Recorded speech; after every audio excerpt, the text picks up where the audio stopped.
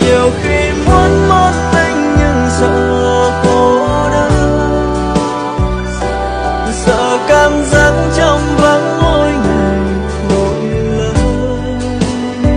sợ chạm vào nỗi nhớ vu vơ gian gian díu díu mập mờ, nắm chưa xong đã vội đổ